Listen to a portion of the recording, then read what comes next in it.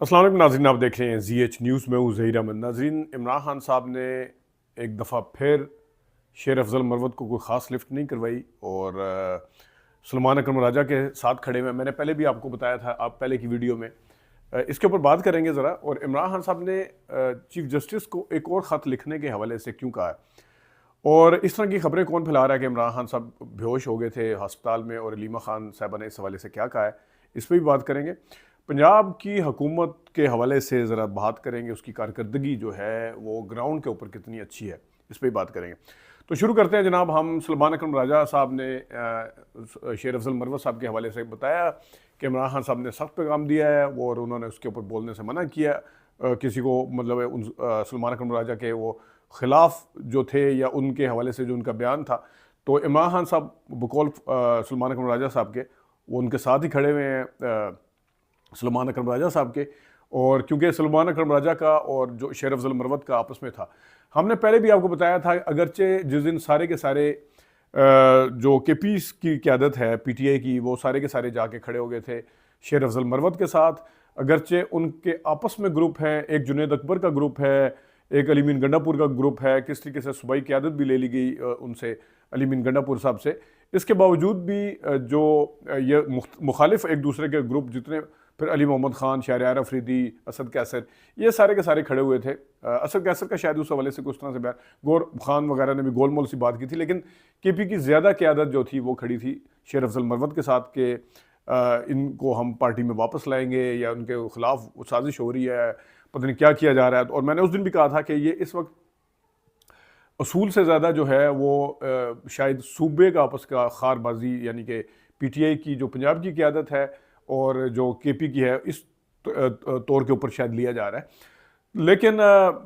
जो सारी इन तमाम KP की क़यादत के बावजूद भी इमरान खान साहब अपने मौक़िफ़ पे और जो अपने फ़ैसले के ऊपर खड़े हुए हैं,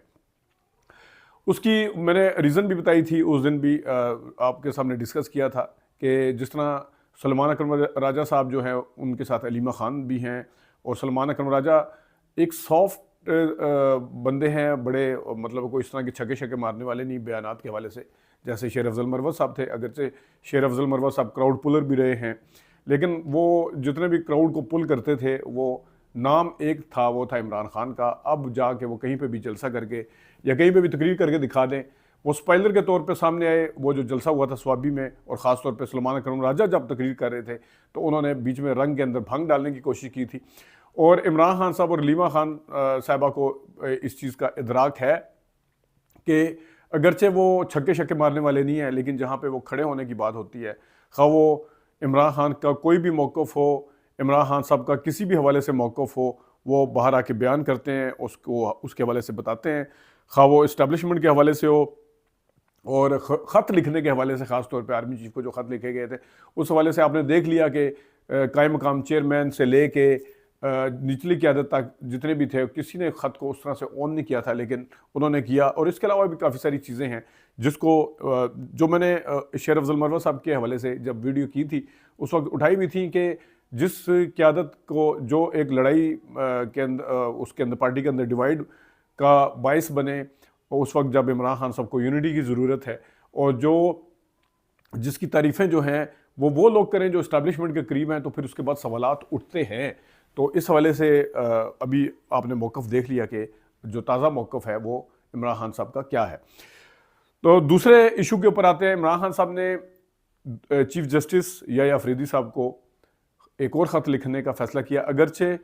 चीफ जस्टिस याया अफरीदी साहब ने मुलाकात की, बड़े आगे बढ़ चढ़ के की, अनप्रेसिडेंटेड मुलाकात थी अपोजिशन के साथ, लेकिन ये सबको पता है कि चीफ जस्टिस का जो मैंडेट है या उनके जो इख्तियारात हैं वो गुफ्तन नशिस्तन बर्खास्तन वाला काम ही है। इसके बावजूद भी इमरान खान साहब ने दोबारा ख़त लिखने का कहा है, क्योंकि जिस तरीके से चीफ जस्टिस साहब आगे आगे होके सामने आए थे, तो जिस तरीके से उन्होंने मुलाकात की थी, एक और ख़त लिखने का मकसद सिर्फ उनके ऊपर प्रेशर बिल्ड करना है और उनको भी वाज़ह तौर पर सामने लेके आने की कोशिश है कि वो कुछ करते भी हैं या सिर्फ मुलाकातें कर रहे हैं। क्योंकि मुलाकातें करना आसान है और दिलासे शलासे देना आसान है, और बैठ के उनके साथ बात कर लेना कि ठीक है जी, हम आपके मसाइल क्या हैं, उन मसाइल को हल कितना करते हैं उन मसाइल के ऊपर वो क्या सोल्यूशन लेके आते हैं, कानूनी तौर पर वो क्या रास्ता निकालते हैं, ये एक असल में सवाल है। तो अब जब ख़त लिखने का फ़ैसला किया गया है दोबारा चीफ जस्टिस साहब को, तो देखा जाएगा कि जनाब उसके ऊपर वो कितना अमल करते हैं। अलीमा खान साहबा ने एक और बात भी की कि इमरान खान साहब के हवाले से, बेहोशी के हवाले से, कि वो बेहोश हो गए थे, वो खबर आई तो इमरान खान साहब हंस रहे थे इसके ऊपर, अलीमा खान ने बताया। तो इसके ऊपर जनाब बिल्कुल वाज़ेह है कि इमरान खान साहब के वोटर सपोर्टर को डिसहार्ट करने के लिए, या जो एक हुकूमत को ख़तरा पड़ा हुआ है कि वो एक बंदा जो है वो जेल काट रहा है, हुकूमत फोर्सी कर रही थी कि 2-3 दिन जेल नहीं काटेगा, हुकूमत सोच रही थी कि शायद पता नहीं ये कोई नशे करते हैं, उनके बगैर रह नहीं सकेंगे,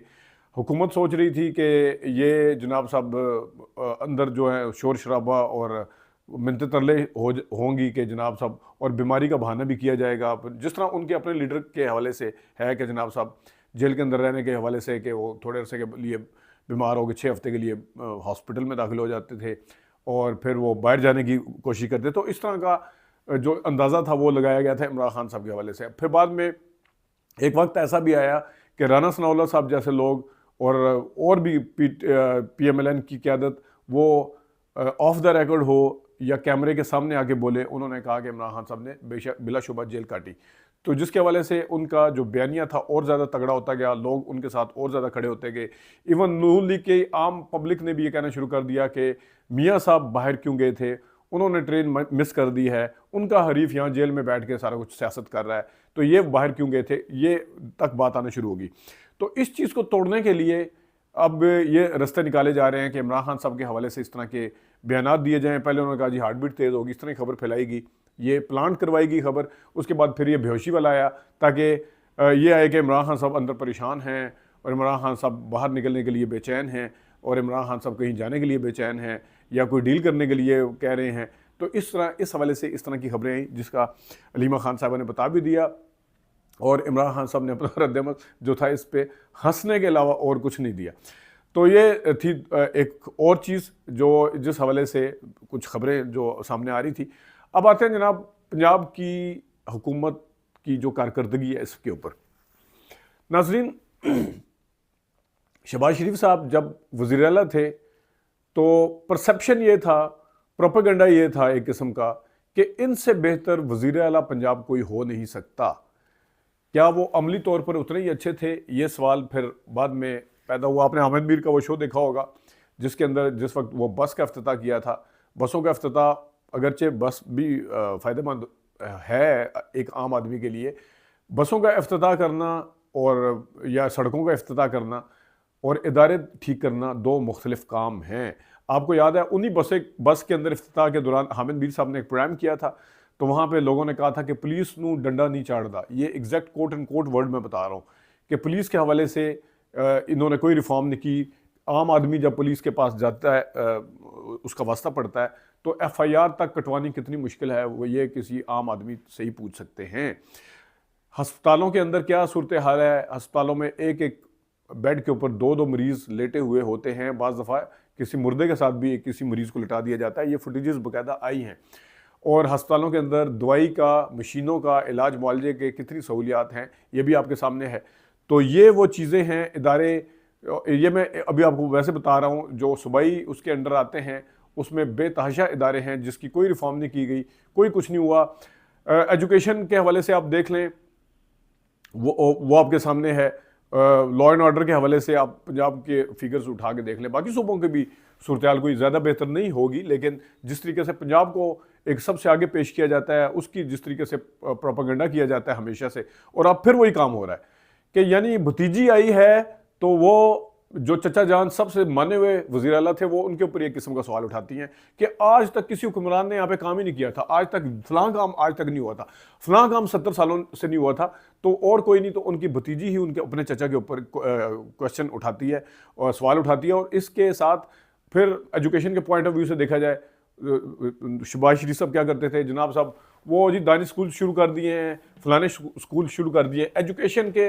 हवाले से पंजाब के 36 अजला के अंदर जितने स्कूल हैं उनको अपग्रेड किसने करना है कोई पता नहीं,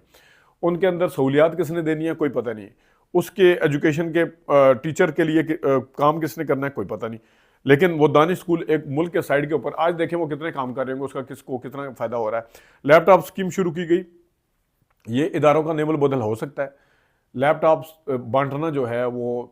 हर बंदा जो है वो अप्लाई कर देता है जाके, जनाब साहब के एक मुफ्त में लैपटॉप मिलेगा, उसका कितना फ़ायदा होता है, क्या होता है, वो सबके सामने है। और बिल्कुल उसी के नक्शे कदम पर चलते हुए उससे ज़्यादा 2 हाथ आगे तरीके से पुराने जो सूबे पुराने मनसूबे थे उनको भी दोबारा से मरियम नवाज शरीफ साहिबा ने उसका इफ्तिताह किया। एक पूरा डॉन में आर्टिकल आया था, आप भी पढ़ सकते हैं कि ओल्ड वाइन इन न्यू बोतल, ये इसके हवाले से कि जो 2018 से लेकर 2022 तक इमरान खान साहब की बुज़दार की हुकूमत ने जो शुरू किए थे, उसमें मोबाइल के हवाले से था, उसमें पुलिस के हवाले से था, उसमें मोबाइल पुलिस और एम्बुलेंस, पता नहीं किस किस चीज़ के हवाले से था, वो पूरी उसके अंदर डिटेल दी हुई है। वो मनसूबे या तो दोबारा से किए गए हैं, बाकी ड्रामेबाजी की गई है कि जनाब स्टूडेंट्स को हम ये देंगे, ये करेंगे, इंगेज करेंगे। इदारे कितने ठीक किए हैं, इदारों के ऊपर कितना काम हुआ है, क्या मरियम नवाज शरीफ साहबा अपनी मर्जी से कोई तब्दीली भी कर सकती है, ट्रांसफ़र पोस्टिंग भी कर सकती हैं, ये तो उनके इख्तियारात हैं, लेकिन बड़े ही कामयाब तरीके से इदारे भी उनके साथ खड़े होके उनको जनाब मसीहा के तौर पे पेश कर रहे हैं। अंदर से एक खोखला निज़ाम है जो आज तक इदारे ठीक नहीं कर सका और रिफॉर्म नहीं कर सका, आम आदमी के मसाइल के हवाले से हो। इन्होंने भी वही वाला काम शुरू कर दिया। उन्होंने मेन एजुकेशन के, मेन स्कूल के जो ऊपर काम करने की बजाय, जो 36-37 पंजाब के ज़िलों में था उसके ऊपर काम करने की बजाय दानिश स्कूल खोले ताकि मेरा नाम लग जाए, क्योंकि मैं मौजूदा स्कूलों को अपग्रेड करूंगा शायद मेरा नाम नहीं होगा, मेरा कोई इस तरह से। हालांकि मौजूदा स्कूलों को अपग्रेड करेंगे तो जितने बच्चे वहाँ पे पढ़ते हैं उनको फ़ायदा होगा, लेकिन ये फ़ायदा नहीं सोचते, ये अपना नाम देखते हैं। यही वाला काम अब अस्पतालों को ठीक करने की बजाय, जिस तरह मैंने बताया कि अस्पतालों के अंदर एक एक बेड के ऊपर 2-2 मरीज़ हैं, और आप वहाँ चले जाएँ, वो कहते हैं जी फलानी मशीनरी भी हमारी ख़राब पड़ी हुई है, पता नहीं कब से, फलानी मेडिसिन नहीं आ रही, LP लोकल परचेज़ बंद की हुई है, फलाना ये चीज़ें जो है बंद हैं। इन्होंने क्या काम किया, इन्होंने एक नया स्ट्रक्चर खड़ा करने की कोशिश की, वो थी मोबाइल अस्पताल। मुझे बताएं मोबाइल अस्पतालों का क्या फ़ायदा है, जिस वक्त आपके यही बेसिक हेल्थ यूनिट जो देहातों के अंदर है उनको अगर अपग्रेड किया जाए वो ज़्यादा फ़ायदा है, या मोबाइल अस्पताल जो एक चलती फिरती गाड़ी है उसके अंदर कितने बिस्तर लग सकते हैं, कितनी सहूलियात आप दे सकते हैं। आप बुनियाद को छोड़ के एक छोटी सी चीज़ के ऊपर काम नहीं कर सकते। आप या तो कह रहे हैं कि बुनियादें हमने ठीक कर ली हैं, अब हम ये एडिशनल फ़ायदा दे रहे हैं, फिर तो तब तो ठीक है। लेकिन इस तरह के ये ड्रामेबाजी करके एंड ऑफ द डे ये सिर्फ स्मोक स्क्रीन है, ये आंखों का धोखा है, इसके अंदर से कुछ नहीं निकलेगा। मैं आपको बता के आपको सबूत के साथ बताने के लिए तैयार हूँ। जो आप कहीं पे भी ये डिबेट सुन लें, किसी की भी डिबेट करवा लें कि कितना